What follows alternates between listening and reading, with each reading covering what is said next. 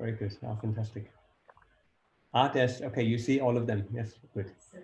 Very good. 7 o'clock. Good evening, everyone. Good evening, Greg.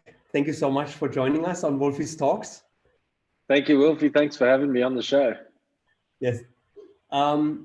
I think we had now a few people on the show, and I can tell you when we announced that we're going to have you on the show, I haven't seen people in our shop dancing and jumping up and down. The whole South African crew, the Brits, Dan, Josh, everyone, they were so excited, and I got some messages from them said, listen, man, this guy is an absolute legend, and he is the greatest, and he's been around forever, and it's just unbelievable. So you're such a popular writer, and I really enjoy obviously researching all the people when we start talking about them, and it's really actually quite exciting. And I just want to point out a few things, and it's, I think, so far the longest list of victories and successes we had, and I just mentioned a few because otherwise the hour would be over. You have been turned pro in 1999 and racing successfully, winning 2 Norbert championships, 3 times world champion with the UCI, 3 times overall champion with UCI. You were the first African to receive UCI medals for cycling. In total, you got it to 10 medals, 21 World Cup victories, and over 78 podiums. This is just an unbelievable career. So you're an absolute legend in the sport. Thank you. Yeah, to be honest, when you go and while you're saying them all, I was just, I was thinking, wow, I have been around a long time. It doesn't feel that way. It really doesn't feel that way. We want to show a first clip that people really understand what are you doing, and that's from 2017. And we watched the clip, and then you maybe can show us. We tried this the first time, so I hope it works. So Will, now it's your chance to shine. I hope we can share the screen. Very good. Hold on tight. The fastest qualifier, Mr. Fort William. Can he make it? An unbelievable 7 downhill wins here today in Fort William. He has won a third of the World Cup races that we've had here. He's won, actually, half of the last 10 races here in Fort William. An unbelievable track record. And he's now armed on that 29-inch wheel bike as well, and he loves it. And now just enjoy watching him. This is gonna look so cool. A couple of pedal strokes in there from Minnaar. See that? His signature move right there. And the rain doesn't look like it's raining at the top. The track would be a bit dirtier looking than that. Minnaar 0.2 back there then. So not enough to worry about through there, Minnaar. From what we can see of it is in touch here. Okay. Here he comes fast into the woods. That is looking good, clean, smooth. And he'll know, pulling on all his experience, not to rush through there. A little bit of a dab. Not too bad. No, not bad. He's up on 3 seconds. Oh, Greg Minnaar. What? Unbelievable. Keep it together.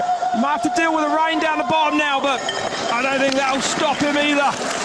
Just no mistake like Aaron Gwynn now. Stay on it. So it's more out from Gwynn from Gutierrez, but this man is putting one together. Greg Minnaar. Up to the next split he comes, and he's extended. And I would expect him only to go even faster because he is so powerful and so strong on the motorway. Oh, straight lines through there, man. He is unbelievable. This is wet now. You can see the mud here. He's 35 years old. He's the winner of 19 World Cup wins. Didn't carry too much speed out of these woods, but next split will tell us. It looked to me like his foot might have been out, his right foot. They've had it back in now, though. And now Minnaar is going to turn on the power. Oh, yes, he's ahead. He's miles ahead. He's dropped a little bit of time, lost around half a second, but that is enough for him to play with. As long as there's not a punch or anything weird going on, Minnaar will hold on to that advantage, I'm sure. Minnaar then under the Scotland Bridge. Here he comes, charging down towards the line, even managing to get some pedal strokes in there. Minnaar is going to take his 7th win in Fort William, and there's no luck about it. His 20th World Cup win of his career. Nearly 3 seconds. That is absolutely madness. Minnaar has done it. Very good. Let me see if I can see you. We back. Yes. Yes, yeah, to see. Very good. Oh my God, this is unbelievable. How is this when you watch these things? Can you realize, can you remember all the pedal strokes? Can you remember all the corners? Or how much do you really remember of a run like that? I remember a lot about that race. So I had about 10 or 12 of my good friends flying from South Africa to come and watch. So there was a lot of pressure for me to perform and do well. And I'm sitting in the start hut watching my teammate go off. He qualified second, so he goes off second to last. He goes off in front of me and it's starting to rain. And I watch him go down the track and he hits this bridge and it's all wet and he just crashes and goes off track. And I'm just thinking, wow, this is bad luck. You know, I've had a great qualifier. I won the qualifier and now I'm starting last in the final and it's raining. So out the gate, I just went pretty hard. Was pretty cautious over the section where my teammate crashed, and now the rain's coming into my face. So we've got, like, on my Oakley goggles, I've got these tear-offs. You know, It's like a laminated piece of film. And so I knew I had to sit down and take a tear off before I go into that really tricky wood, just to make sure I could see which line or which rut to take. And so I got down midway, had to pull a tear off because I couldn't see, and knew I'd lost some time. But I was so tired from working really hard up top, knowing that it was wet and I had to be a little bit cautious up top. So I was really spent by the midway, and it was quite a struggle getting down to that line. You know, you're trying to put in every pedal stroke. And then actually in the last section where I'm normally really strong, I lost probably half a second, but it was a great race. I mean, that's got to be one of my all-time favorite winning races. So that's definitely up there. Unbelievable, unbelievable. I want to start a bit earlier. So your career started on your first birthday when your parents, Jackie and Jeff, got your 50cc motorbike, and you became immediately one of the kings of the Royal Natal show in Pittsmarrsburg, and you were jumping over cars. Obviously not with 4 years old, but a little later. So how was this to be? That must be like a big carnival coming to town, and then you were the guy jumping over these. How many cars did you jump over? Well, it was a good way to get out of school at the time. Okay. But I grew up racing motocross. I started racing motocross at 4, and I think I was 12, and we decided we had to all group up together to have like a school fete, a school fair, and we had to do our little stores. And me and my friends decided, well, we'll ask my dad to build a jump, and we'll jump cars for like charity, and then we'll give the money to charity. And that all went really well. And all of a sudden I got this call from the Royal Show, which is this big show that comes into town.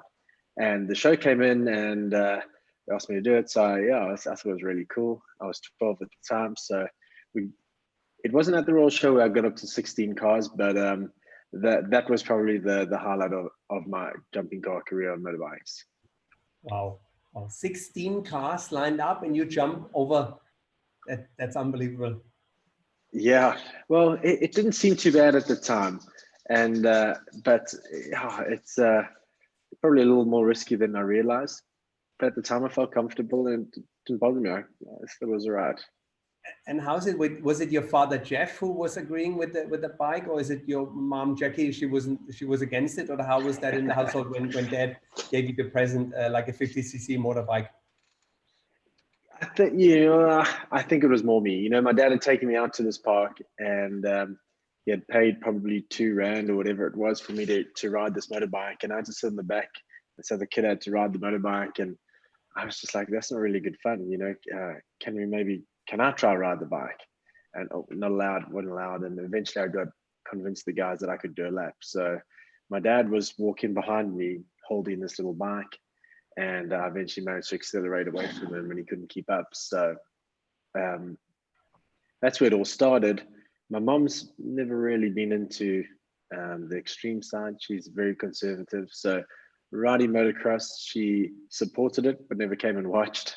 And like with downhill, when I race cross country, she'd come and watch. When I race downhill, I'd either crash in front of her or something would happen in front of her. So she decided not to come to that either. So that's just my mom. So she watches under the covers. You know, she has a blanket over her face watching. She's not she's a bit nervous.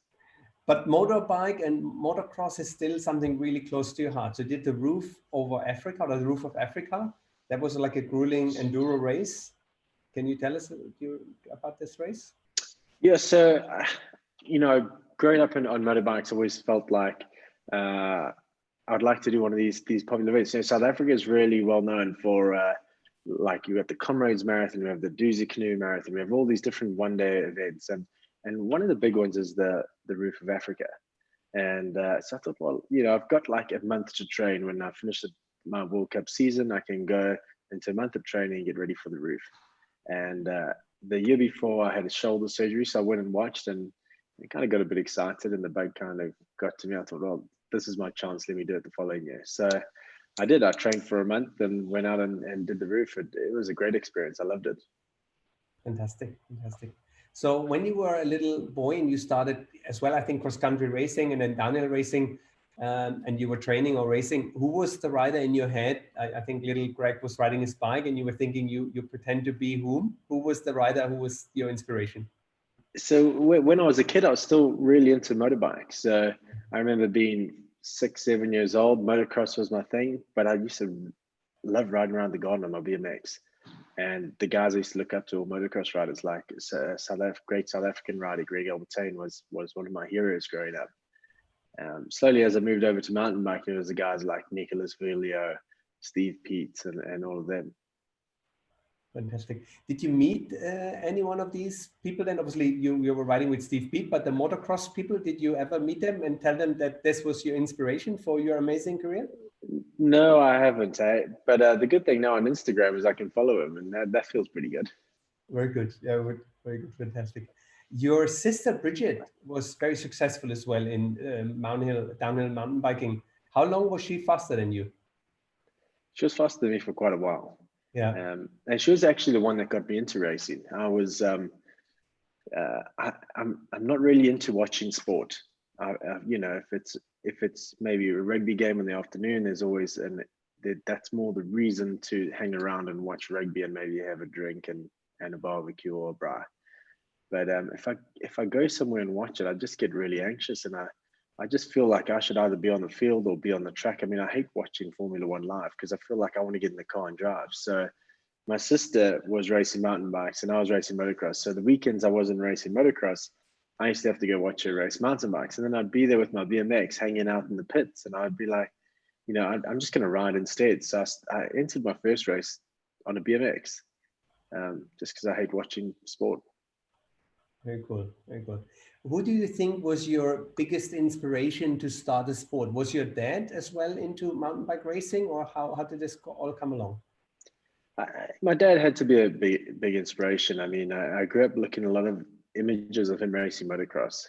And so I think that was the natural transition into two wheels, was following my father's footsteps. It wasn't at all that he pushed me into it. I think he got me a BMX, and that was the first bike I got. And somehow I just found this love for motorbikes. And then my parents bought a bicycle shop when I was racing motocross, and that kind of threw things quite a bit. And at the time, not fully good. I was quite serious about motocross, but now my parents were spending the weekends in the bike shop, and I couldn't be training or practicing motocross. So my results started to slide a bit. And that's when my sister was racing mountain bikes, and I was giving that a go. And I started to fare pretty good in mountain biking, and that's where I started to fall in love with mountain biking. Mm-hmm. But then you went to Europe to start racing, because obviously mountain biking downhill was way more popular, I think, at the time in Europe, and it was just a much bigger sport. How was the first time you went overseas to Europe? The first time I went overseas was in 1997. I went over to Châteaudet in Switzerland to race in the World Champs. And my overall trip was really good. Race results, I qualified quite good and had this massive crash in the final. But that was the decision I had made. I'd come home from that, and I was 15 at the time. And I said to my parents, I really need to leave South Africa and go and race in Europe. And I think this mountain bike thing, I can maybe do all right. I just need to learn how to race on these European tracks. So that was my first experience of Europe. But my true experience of Europe was the following year, and that was tough.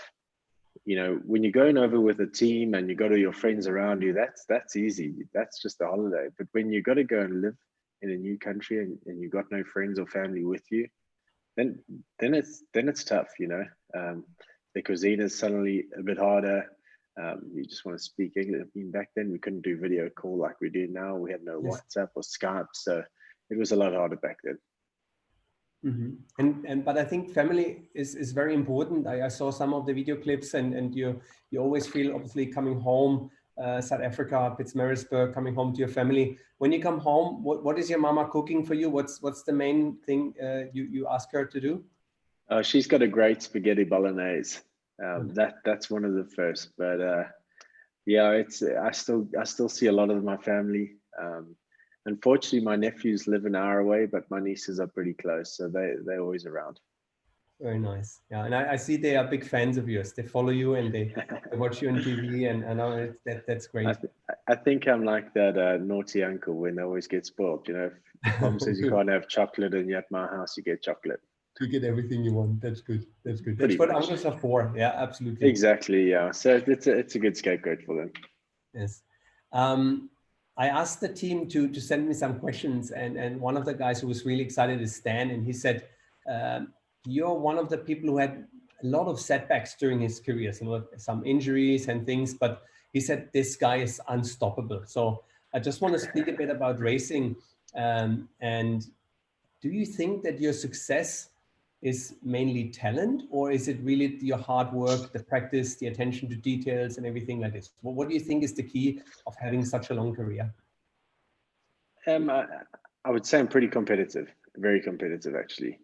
That's a part of it. So regardless if it's an injury, I see it more as something coming up against me, and I feel I need to get on top of it. So I've always treated injuries that way, and maybe that's how I've recovered. I'm not quite sure what it is.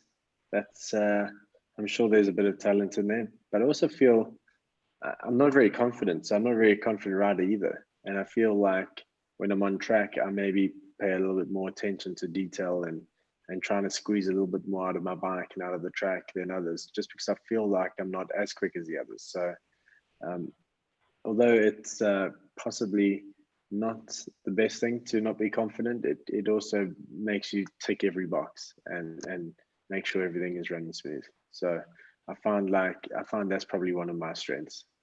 Mm-hmm.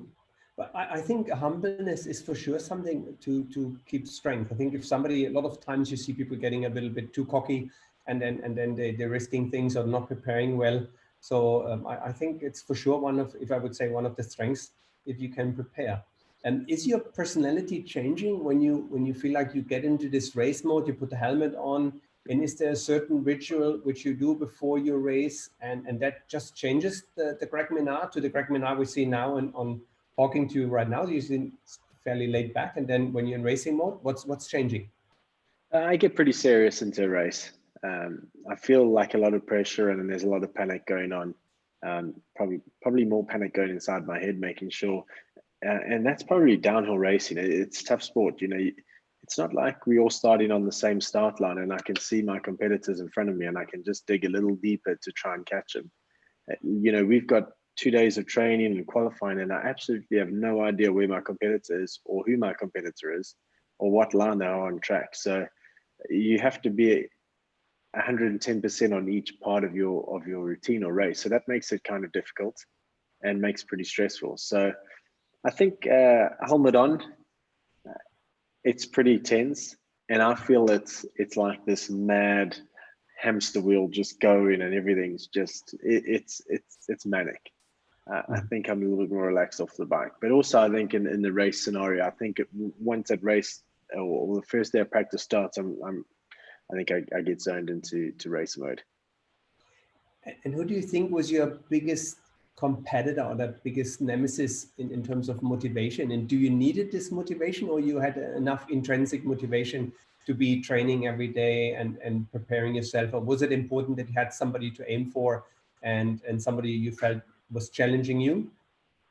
I've always had a pretty good work ethic towards training, and I feel like being a professional rider, you know, the mindset I've always maintained is we get paid to train, and then racing's what we do for fun, because it is what we do for fun. We're competitive people, so we want to challenge ourselves, and so I've maintained that through my off seasons of training.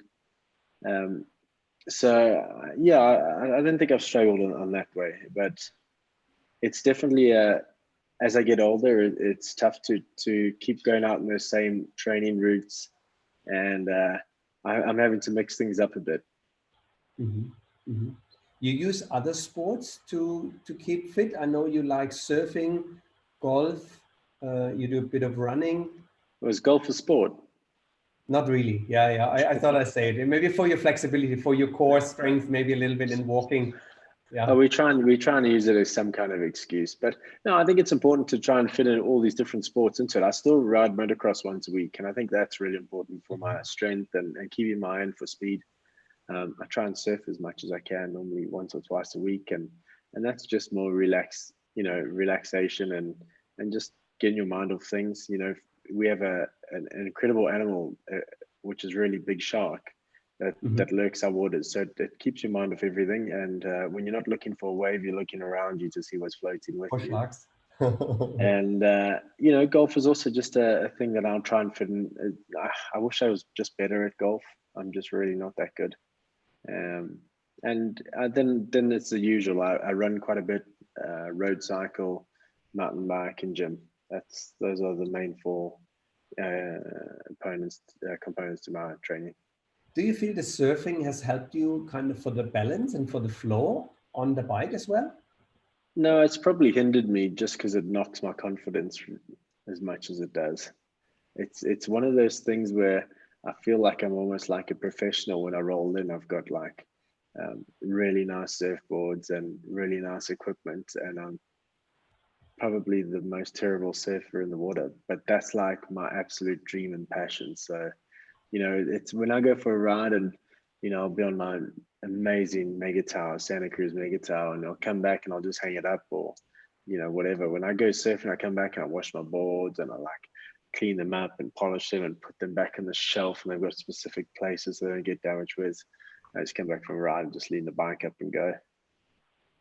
I heard that you should start every 1 or 2 years. You should start a new sport to humble yourself, because sometimes, obviously, when you're the world champion in a sport, and then you kind of set yourself back, and you understand, yes, you're really good in one thing, but maybe there's other things out there and there's other champions. So I think it's a good thing to try something new, and I think to keep as you said, to mix things up and stay fresh. It's a good idea. Yeah, I think that's a good approach. I mean, I wouldn't want to try something as hard as surfing every 2 years, just being at it for at least 10 to 12 years has been hard enough. Never mind trying after 2. I want to, maybe when you go before the race and you have a certain ritual, you listen to music. What kind of music and what kind of ritual you're going through before the race? Yeah, so you come up with rituals all the time just to try and force yourself to be confident that things are all going your way. Whether it's my usual ones normally come out. I've got quite a few different pairs of O'Neill gloves that I use, and Oakley goggles. So I always set aside my race gloves and goggles, and so those ones I'll only use in the race. And that's as far as my rituals go. Routine, I head up to the top of the hill and we warm up for 45 minutes before the race. And I just have music, just some chilled music. Also, a lot of people try and talk to you while you trying to focus. So headphones do help with letting people know that you won't be able to hear them and that you're busy. So headphones are on and just focusing on the track and going through every little piece and very detailed run. I mean, that's probably one of the hardest things is just repeating the visualization of the track, run after run after run, making sure that you're exactly where you know exactly where you want to be. And the courses are every year kind of the same, or there's a lot of changes? You don't know if you go to Fort William or whatever, then there's quite a big change, or it's just the change nature brings with it when the nature just changes the course? Well, nature does change a course. It does. And even if we go to exactly the same track, where the course is taped makes quite a big difference to the line. So we might have been running a certain line on the inside and now we have to change to the outside because the tape is too tight or something. So although you might know the lay of the land, the track definitely does change race to race or year to year. Very good. the boys in the shop were speaking a lot about the Honda team. This was the team Yeah. you had before you were part of the syndicate. And obviously that whole story about the Honda bike and the gearbox and everything, I think there was just kind of something very, very special. And everybody wanted to know what's in that gearbox and so on. So how was this when they approached you to ride for Honda? And did you get as well a motorbike? I did get a motorbike, yeah.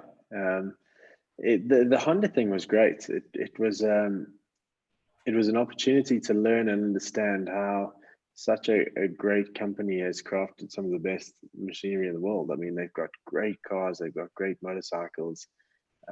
You know, as their Formula One team, their MotoGP team, their motocross team. It's a very very like unique and great company. So as soon as they were making a bike and with the gearbox, I thought this was a great opportunity for me to learn something new, understand how they work, and try and work with them to make a bike out of what they had. I mean, the first test ride I had on the bike wasn't great, but I knew that I had a bit more knowledge about the geometries that we use, and they had some knowledge into certain characteristics of the bike that they want to see handled in the mountain bike. And together we came up with a really good race bike. So that experience was great. I really enjoyed my time there. I've seen that you have lots of your older bikes in the shop as a little display there. And what's the bike where you have the greatest attachment and the best memories with? I would say there's two bikes, and one was definitely the Honda, and the other is my 2008 Santa Cruz downhill bike. It was my first year going over to Santa Cruz, and there was just something about the bike. I had a great World Cup season, and there was just something about that bike. The paint job was incredible, very detailed, and yeah, I really liked the bike. Very good. And looking back, so now you're in year 2020, and what would you tell Greg 1999? What tip would you give him now you know all these things and it's more than 20 years later? Yeah, I think, I panicked a lot and tried to rush things through my 20s, and I think that's why they flew by so quickly.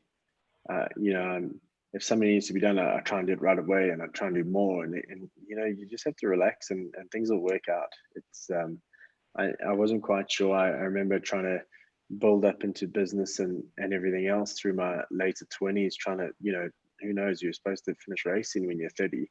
And so there's this mad rush to make sure I was ready to finish racing and be able to take the next part of my chapter into whatever it was. And that was a mad rush. And looking back, I probably should have just kept racing, focused on racing. I was enjoying it, and I wasn't doing too bad. So 10 years later, and I'm still racing. It's kind of crazy. So I think rushing was definitely one of the things that I would tell myself to slow down on.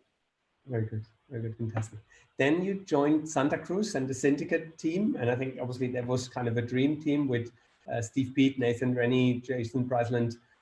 That was just an unbelievable force in the sport. So how was this when you joined that crew? So I'd been racing quite a bit and I felt like this team was kind of refreshing in a way. They had a different approach. They had Kathy Sessler as the team manager, and Rob Roskop was the founder of Santa Cruz and ran this team in a way. And he had a great understanding. He was a professional skateboarder, so he understood what it took to be a pro athlete, and he was very understanding. And I think that created a really good environment, and a great environment for us to excel at what we do, but have fun at the same time. You're traveling the world, you're going to see all these different places. Now was a good time to have fun and enjoy the travel, and then race well. And that's exactly what we did. It was this almost play hard, race hard mentality. And to me, that was a good home.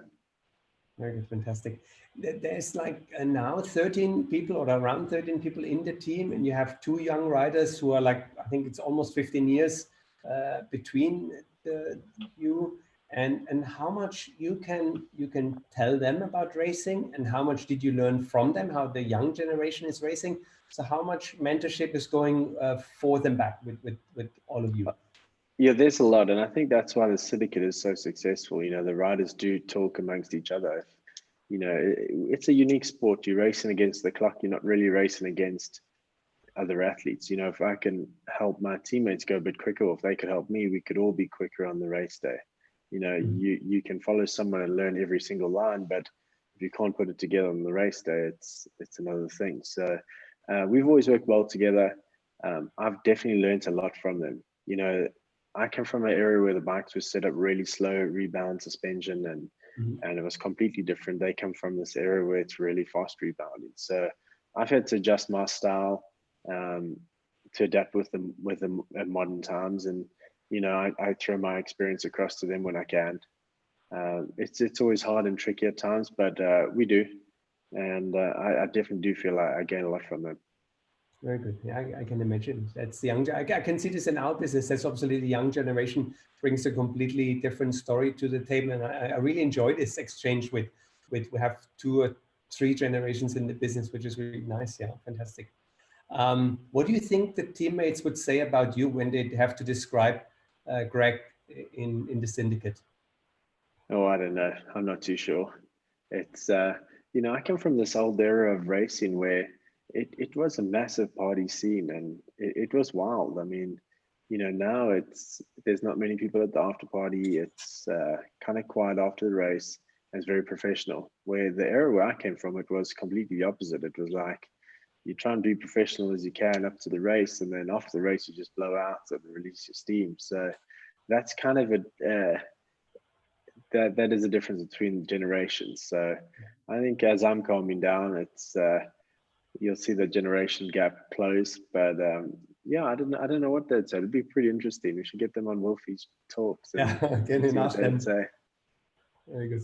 What would you say a young racer when somebody comes up from South Africa and said, "Hey, Greg, I want to be the next Greg Minnaar"? What's the tip you want to give him if he wants to get into downhill racing? It's pretty tough for South Africans to get into it. We limited on downhill tracks. And just, you know, downhill bikes generally are expensive, but you can imagine when your currency is 20 Rand to the dollar, it makes it a lot tougher. But we've got some great guys coming through. The hardest thing is trying to separate having a good time to racing, and that's really tough to do. You know, you want to absorb as much as you can when you travel, and you want to go into Europe and all these great riding tracks. But when you get to a racetrack, you've actually got to switch over to race mode, and that's trying to conserve as much energy as possible the week prior, training carefully, and just looking after yourself. Where, you know, you got young guns coming through and wanting to get to a World Cup race, they're riding all these trails on like all week. They get to the start of practice tired. And it's just, you know, it's really hard to separate just having a good time to racing. And that's something I'd probably give as advice. But the big teams obviously help, but you need a certain success to be accepted in such a team. But yeah, that's tough. I think all the beginning is hard when you start a business, when you start a career. That's just a tough school to go through. Yeah, but that's hard. Yeah. It is hard, and it's very similar to business in a way. You know, all your friends are having fun on weekends, and you're in the business working away. So. And it's a hard one. You know, we ride bikes because it's fun, and then you race bikes professionally because it's also fun. So where's the fun in racing or riding? So that separation it's a super fine line, but it's really important. I want to take you back to 2013, and we just learned from you that just this place we're going back to now is just behind yourself, and we see it. So yeah. I want to ask Will to start the next clip, and we just watch the clip and then we speak about it. Perfect.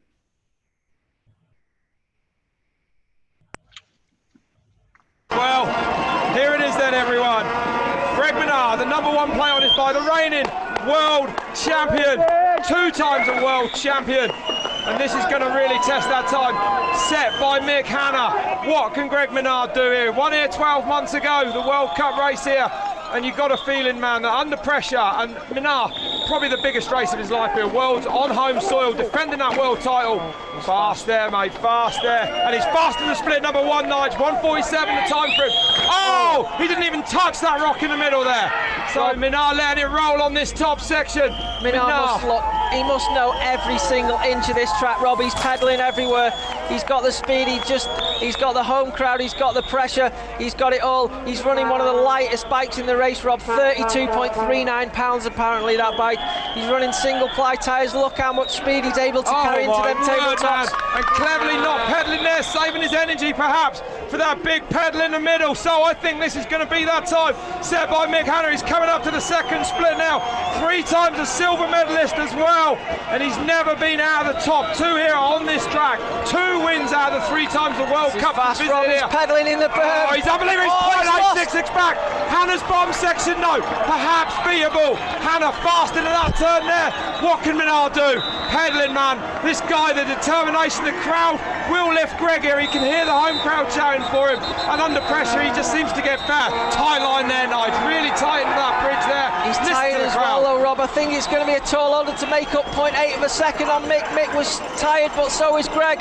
But he's pedaling as hard as he can, Rob. It's going to be close. Never has Greg Minnaar dug deeper. Here he comes then, just 2 jumps to go over this hip jump. He's safely over that.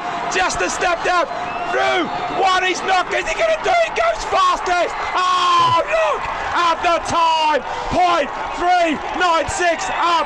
Greg Minnaar delivers what could be a gold medal run here. Has he defended his world title? I don't know. Unbelievable. We saw it last year. He pulled so much time back on the bomb, and Minnaar has done it again.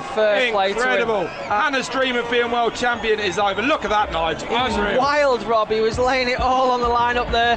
And how the heck did he pull that time back at the bottom? I know Mick was tired, but Greg must have been hurting so bad as well. It's exhausting watching. I think the home crowd atmosphere dragged him down that bottom section at that speed, because that was fantastic. Absolutely. Unbelievable. That run was so sweet. My teeth actually hurt now. Unbelievable riding from Minnaar, dude. Well, the World Championships, only the World Championships, I think, delivers passion on here. I don't know. No, I think you've got to give it away to Minnaar winning in his hometown. Fantastic. This is amazing. You know what I mean? I watched this clip, I don't know, 4 or 5 times in the last 1 or 2 days, but it really puts a big smile on my face. And but I think obviously it must be a dream come true to win on home soil a world championship title, but as well the immense pressure. I can't believe how much pressure you must have had. Yeah, and I think, you know, you asked me earlier which was my favorite race to win, or something about, and I said Fort William, and it really was, where this race was just a bundle of pressure. I mean, I live literally 1.5 kilometers from the race. It's super close. Is my home soil, and everyone was expecting me to win, and that was just, you know, it was more relief than just having a great race. You know, it was tough, but very memorable. It's not often that an athlete gets to compete at home and literally on their doorstep. And so to have that, I'm very grateful, and to have won it was super grateful. But was it as much fun as winning in Fort William? I don't think it was, because just that pressure was so immense. I read in one interview, you said, I had no plan B, there was no plan B. And I thought that was actually a very strong thing to say, because sometimes in life you have these situations where, you know, listen, maybe I can do what I can, it's good enough, but that's maybe on this day is not good enough. I need to do it. There's no chance and no plan B in there. So yeah, quite an amazing, then pulling it off, obviously it was amazing. Yeah, fantastic. Well, it's true, there was no plan B. I mean, I know you've traveled to Pietermaritzburg, and these local guys just would not accept second place. You know, to them, I'd raced all around the world. I'd won in many different countries. So why can't you win at home? I mean, surely you know the track more than anyone else, which I hadn't. You know, I'd been in Europe till 1 week before the race, and I'd come home like everyone else and had the same time on the track. Of course, I know the forest. I've grown up here riding in it, but the track is completely different. So you only know the track as much as everyone else. And yeah, so it just makes it really tough. But to the locals, it was, well, you live here, you must be quicker. You know the track more than everyone, and you're going to win it. So I'm glad I did. When you go out your training route and you found yourself on that trail again, going down, you remember? Is it almost like a flashback when you come around these corners? It does a bit. And funny enough, this morning we were riding in the forest, and one of the guys, we stopped just above that rock drop.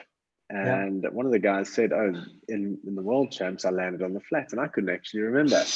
And I was just thinking about it, going, wow, man. So watching the video, yes, I did land pretty flat on the drops. So yeah, it's funny, you know. I think at times when I see a really strong sunset, that day it was, you know, where it was in spring, coming into spring, and the sunset was incredible. Standing on the podium, and I remember just looking up into the forest and just seeing the sunset and just thinking, wow, this is incredible, listening to the national anthem play in the background. So yeah, whenever I see a really strong sunset over that forest, yeah, it still brings back some really strong memories. Fantastic. You know, when listening to the national anthem, when you're somewhere on a podium, this is one on my bucket list. I don't think I will make it unless I make my own event and I make something. I think that must be unbelievable to wear the national colors and then winning something, the World Cup, and you had this 3 times. So yeah, fantastic. Well done for you. Yeah. Is there a street named after you or a place in Pittsburgh? Is there a Greg Minnaar Street?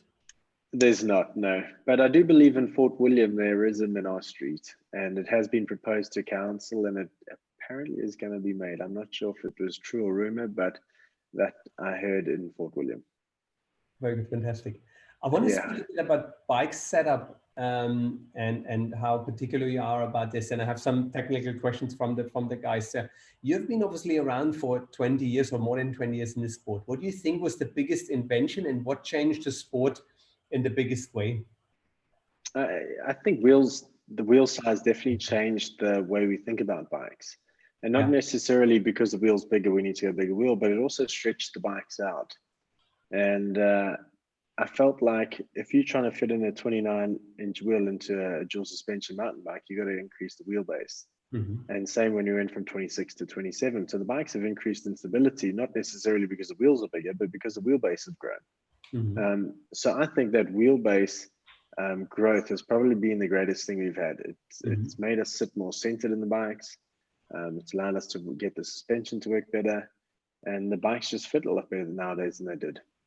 And you're a tall person, so I think it was obviously a nice development for you, because obviously your center of gravity being so tall on a 26-inch bike now to 29. I think you have long legs, so it makes the clearance on your bum a little bit better when you have a bigger wheel in your bike. I think it obviously was a development of the industry which worked quite nicely in your favor. Yeah, I think so. I think it's easier for someone taller to really push the boundaries on the growth of wheelbase. You know, if you a medium height person, you normally ride in a medium and you jump to a large, the industry is not really going to look at you in any significance and go, wow, you know, that's like a tall person riding an XL. They actually need a double XL. You know, XL was the limit. So now when you push in the size of XL, then the industry starts to realize, wow, you actually, you know, most guys who should be riding a medium are now riding a large. We need to grow the extra large to double XL, or rename the double XL the XL. Just changes things around. Yeah, very good. As well, I think you're quite particular when it comes to your setup for the bike. So how particular are you? Do you have an example where you say, listen, okay, I'm down to the millimeter, or I'm really, I measure my bike and I need my brake exactly at that point? Or how detailed are you when it comes to details? Yeah, I'm pretty detailed and not far off. Down to 1.5 millimeters for sure. I can feel. I mean, we move the forks, we pull the forks through the crowns, depending on what track, and you know, I can feel down to 1.5 millimeters for sure.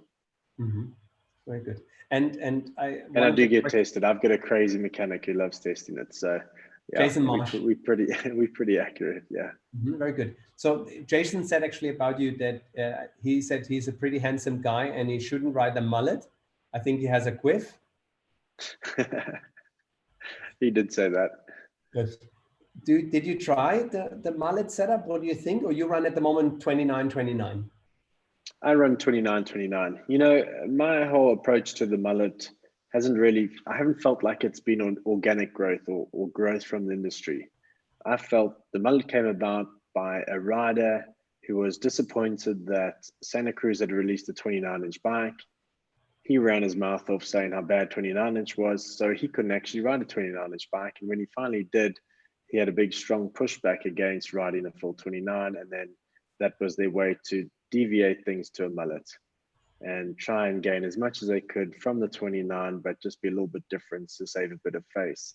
To me, that's not really a strong industry push going, wow, it's really better for the industry. Let's push that way. So I understand where Loris has gone. Loris has been tested and he's tried the mill and he feels he doesn't have enough butt clearance on the 29. So to me, that's really a strong push for an organic movement towards something that's actually beneficial in the industry. It's not just a marketing craze because someone's said they don't like something, but they actually need to go that way. This is a real problem. So he finds that he's got less clearance, so he's gone to a mullet. So that to me is really understandable and a more natural push in that direction. Interesting. Yeah, it's very good. And in 2002, Nicolas Viot retired, and then you said, I want his coach. This was your dream. And since 2002, you're together with Stefan Gerard? Yes. Is your coach. And I'm still working with Stefan today. Okay, very good, fantastic. And I just thought, you know, he was such a great coach for Nico. They've won so many titles, and Stefan's been very instrumental in all of Nico and Ankaro's racing and Olympics and everything else. You know, as soon as the opportunity came, I thought it was great to go for it. So I started with it. 2003 was my first year with Stefan. And what has changed in the approach from your side and from the coaching side over the last years you have been working with them? We change a lot. You know, we assess everything. I'm very I critique myself a lot, and I go through my season going, well, I felt like I might have had too much fitness but not enough power. I felt like I lacked a bit of upper body strength or this and that, or felt this, and we go through everything, and then we structure the program to fixing all these weaknesses and making sure that they're going into the next season.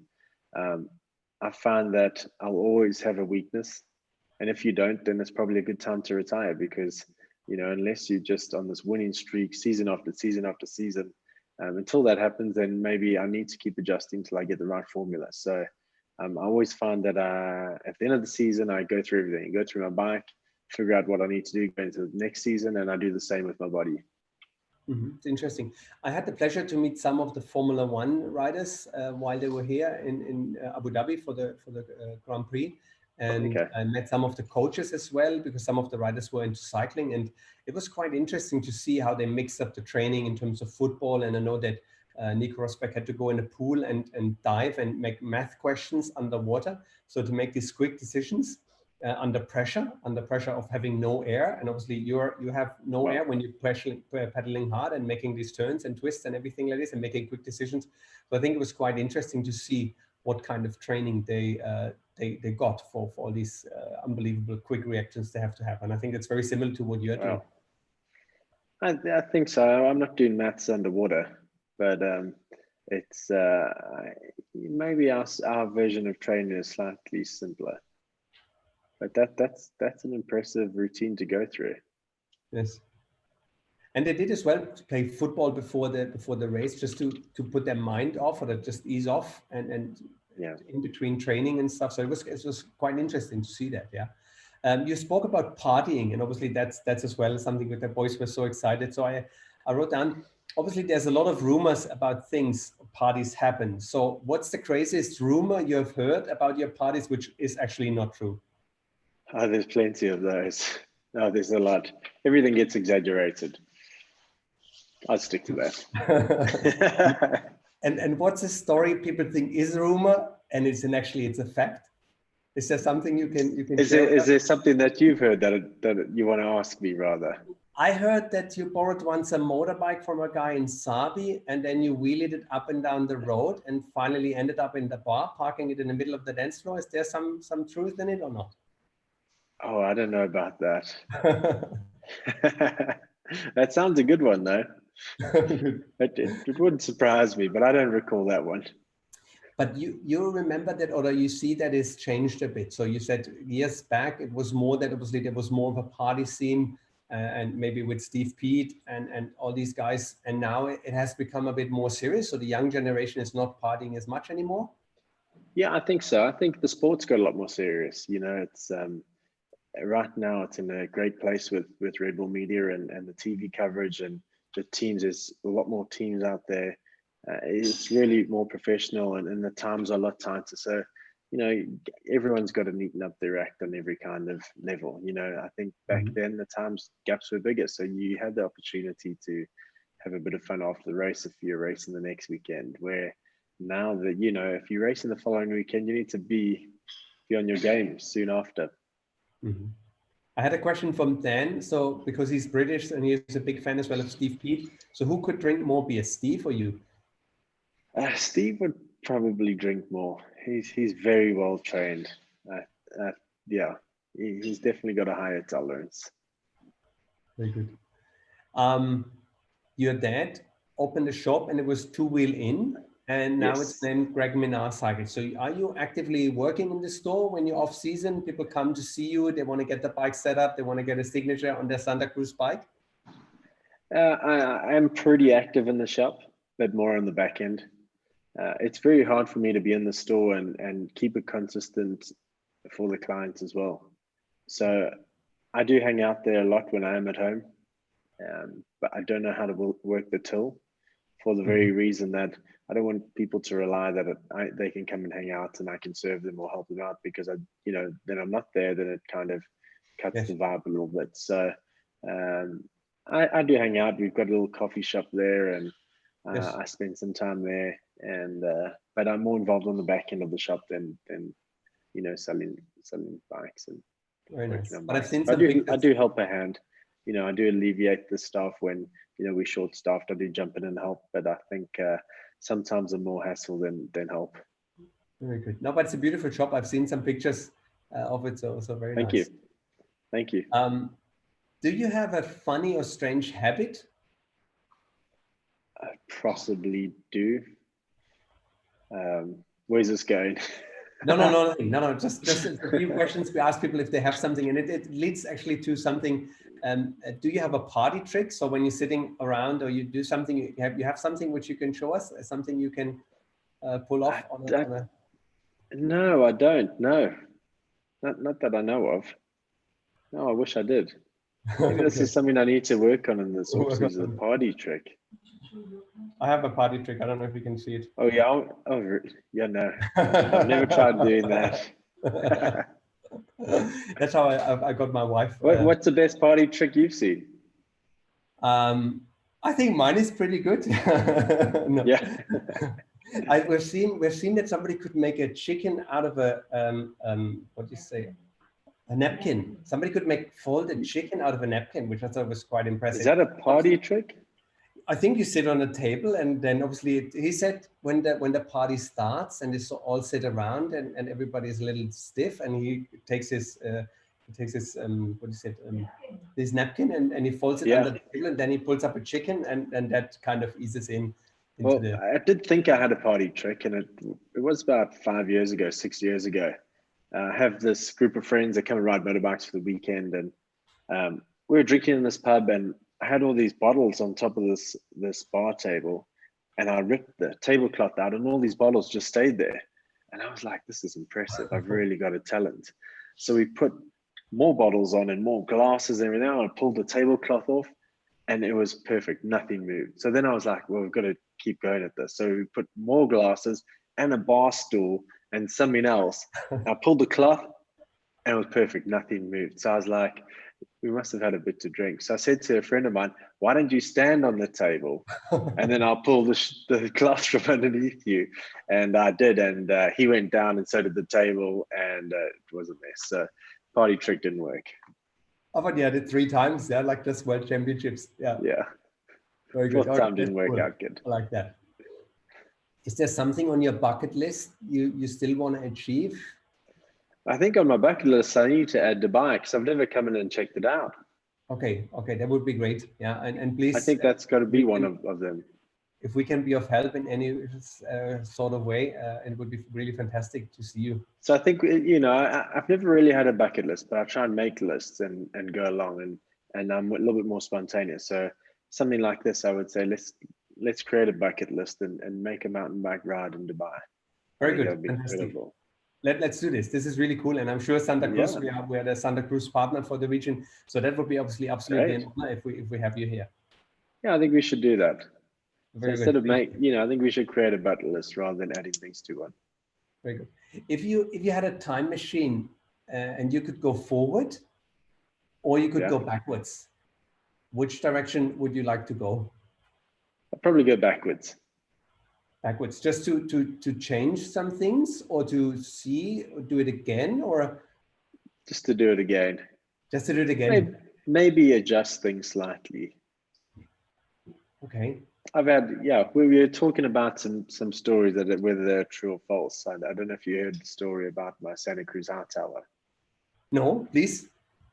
So we went to go watch Crankworks in Leger in France, and we were staying in the town below in Morzine. So I said to my friends, we're going to have a few drinks watching this. Let's ride our bikes. We'll catch a lift up and we'll ride them back down, and it'll be great. We don't want to, drink and drive and be responsible. So we ended up having a few drinks and carries on a bit into the night. And so I decided I'm going to go to my mechanic Marshy's house. His house is on the way home. Anyway, I get completely lost. I'm at the top of this mountain on the cliffs, and I just don't know where to go. It's now quite early in the morning, so I'm phoning Marsh. I'm Marsh, you got to come help me. I don't know where I am. So he comes and picks me up. I've still got my helmet on, and I'm walking with my shoes in my hand. And somewhere along the line, he asked, "Where's your bike?" So I said, "Oh, I must have left it at the pub." So the next day I go look at the pub, my bike's not there. And so I go up with a friend and we try and fly a drone looking for my bike. So somewhere in the French Alps, I lost a brand new high tower. Wow. So that is true. If you heard that, that is a true story. I do believe someone has found it. There was some guys talking in the pub in Morzine saying that they had apparently, when the word had come out about this lost bike, the whole of Morzine went into the mountains looking for it, and someone has found it. But I haven't seen it yet, so I'm still looking. Very good. That's a good story. I like it. Thank you.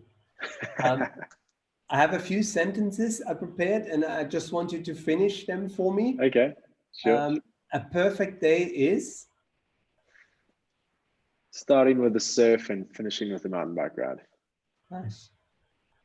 I'm looking forward to? The World Cup season.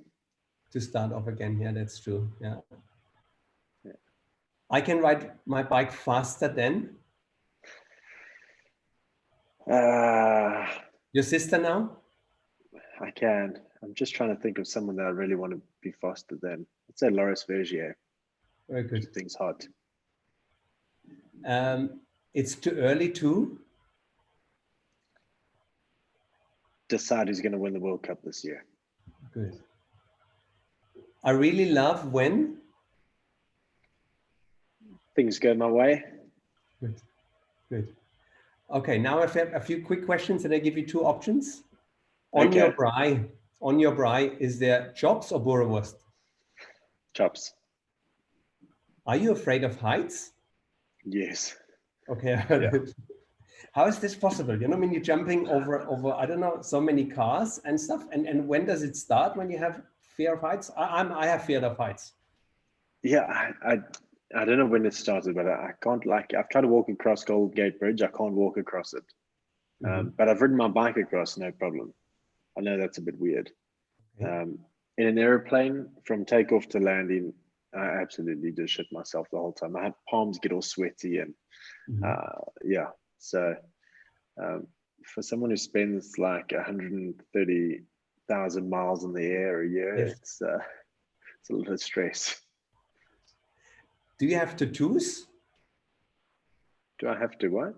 Tattoos? Okay, I have to work on my. I have to. I think you said, do I have tools? Tattoos? No tattoos. No tattoos. Do you shave your legs? Sometimes. Sometimes. Who is the greatest cyclist of all times?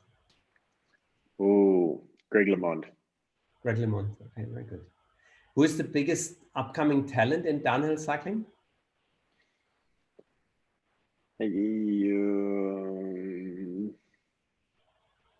Upcoming talent. There's quite a few. There's quite a few up and coming. It would be very. I would definitely put Ike Klaassen, half South African kid, in there. He's definitely up and coming.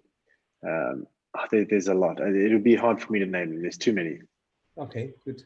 Which is a nice thing to see and say, because obviously then the sport is growing, and that's great. You use clip-ins or flats? I use both. So Both. like today when I'm just playing and riding with my friends, I use flat pedals. When I race, I race clipped in. Mm-hmm. If you write a book about your career, what is going to be the title of that book? Oof. That's why I haven't written one, because I haven't come up with a good title yet. Yeah, the title is it seems to be challenging, and then the rest will come. Yeah.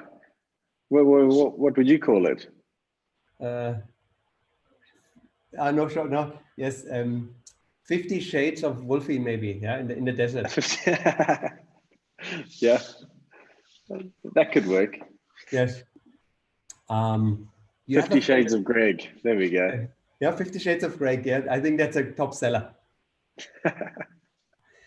You have a favorite quote you live by, or you just feel You know, I inspiration? really like a quote by Mark Cuban, you know, from Shark Tank.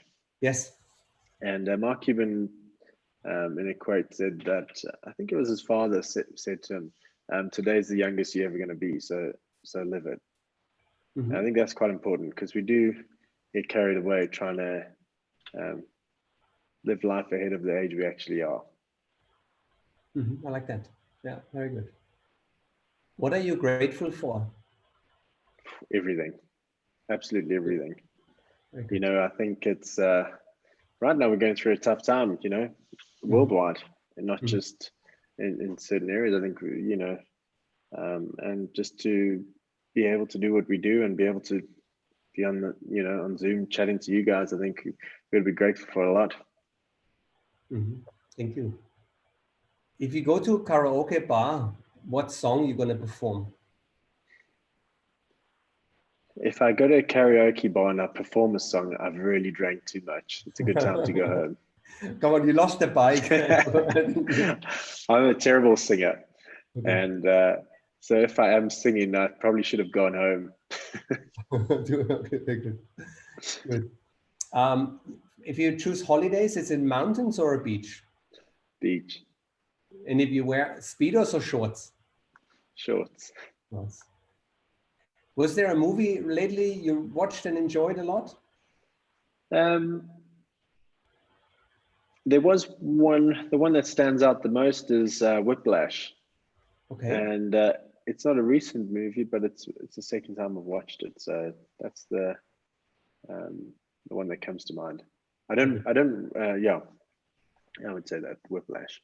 I have to look it up. And you have popcorn with it, sweet or salty? Salty Salty popcorn. with a Coke. Got to have a Coke with popcorn. Good. My guys agree. If you had a day and you could spend with a person dead or alive, who would that be? Would they be alive or would they still be dead? No, they can anyone. You could choose anyone. You said, I want to spend the day with this person. Okay. Let's see.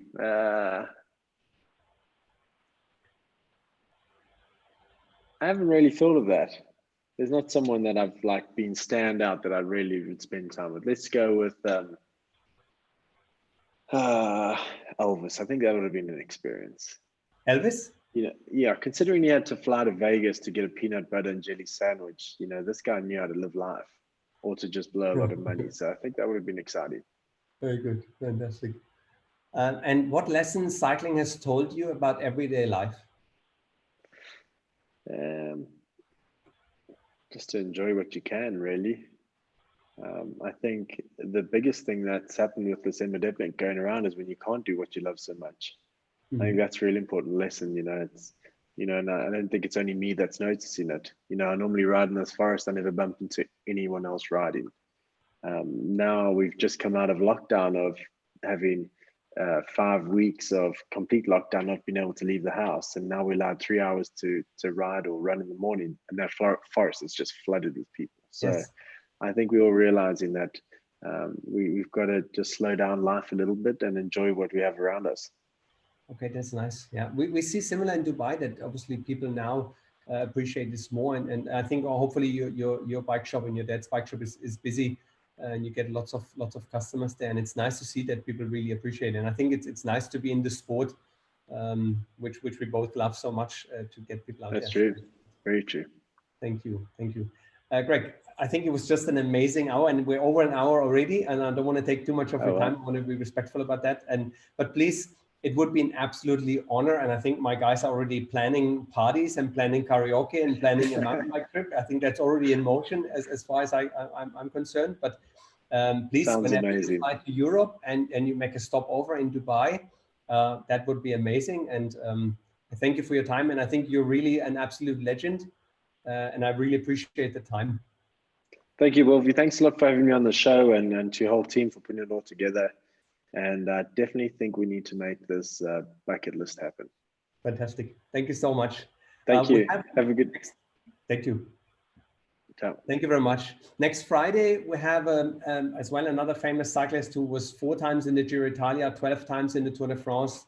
He was winning at Gent-Wevelgem, and he was the right hand of Mark Cavendish. So it's Bernie Eisel on the show for next Friday. So if you enjoyed this one, please join us for the next week as well.